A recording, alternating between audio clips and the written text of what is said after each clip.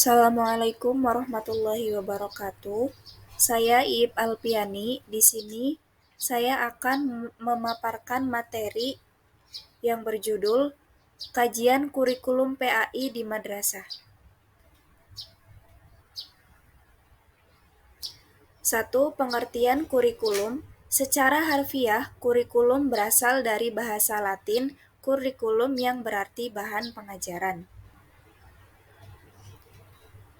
Pengertian kurikulum secara sempit, seperti dikatakan Crow and Crow, bahwa kurikulum adalah rancangan pengajaran yang isinya sejumlah mata pelajaran yang disusun secara sistematis yang diperlukan sebagai syarat untuk menyelesaikan suatu program pendidikan tertentu.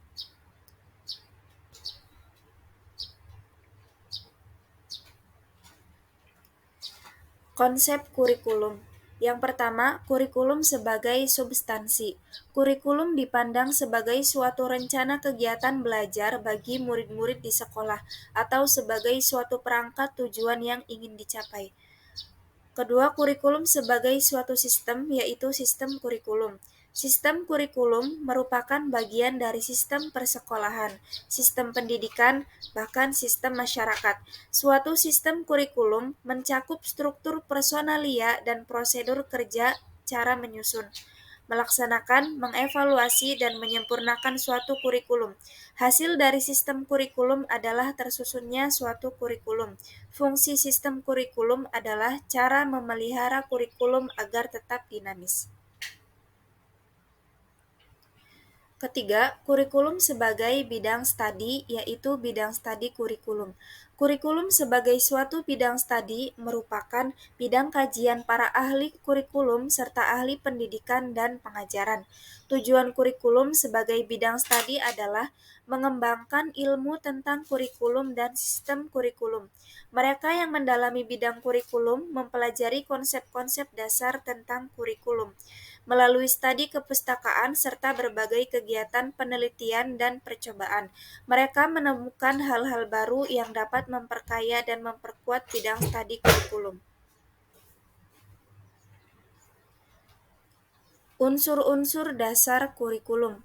Yang pertama, tujuan. Kurikulum adalah suatu program untuk mencapai sejumlah tujuan pendidikan. Tujuan itulah yang dijadikan arah atau acuan segala kegiatan pendidikan yang dijalankan. Berhasil atau tidaknya program pengajaran di sekolah dapat diukur dari jumlah pencapaian tujuan-tujuan tersebut.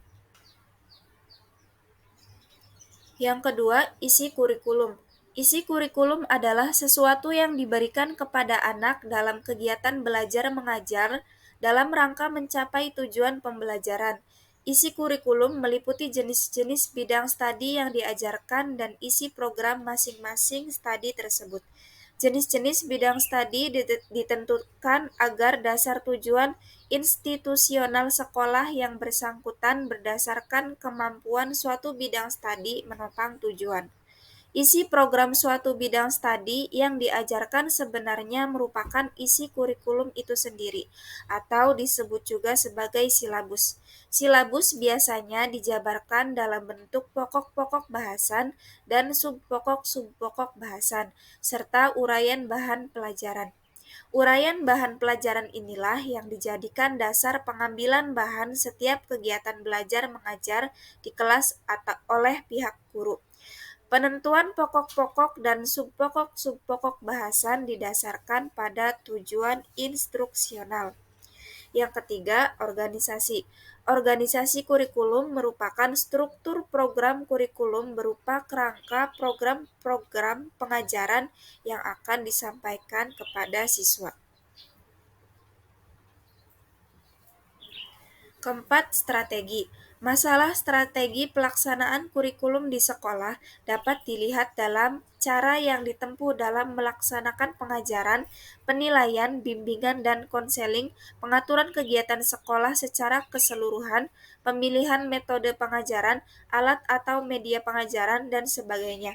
Misalnya, pelaksanaan pengajaran dilakukan dengan pendekatan PPSI atau berlaku untuk seluruh bidang studi, atau dengan cara lain seperti sistem pengajaran modul, paket pengajaran, dan sebagainya. Selanjutnya, kurikulum PAI.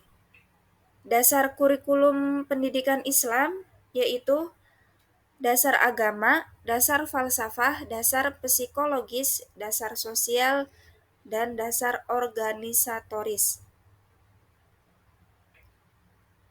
Prinsip-prinsip penyusunan kurikulum pendidikan Islam yaitu berasaskan Islam termasuk ajaran dan nilai-nilainya, mengarah kepada tujuan, integritas antara mata pelajaran, pengalaman-pengalaman, dan aktivitas yang terkandung dalam kurikulum, relevansi, fleksibilitas, integritas, efisiensi, kontinuitas dan kemitraan, individualitas, kesamaan memperoleh kesempatan dan demokratis, kedinamisan, keseimbangan, serta efektivitas. Demikian materi yang dapat saya sampaikan, kurang lebihnya mohon maaf. Wassalamualaikum warahmatullahi wabarakatuh.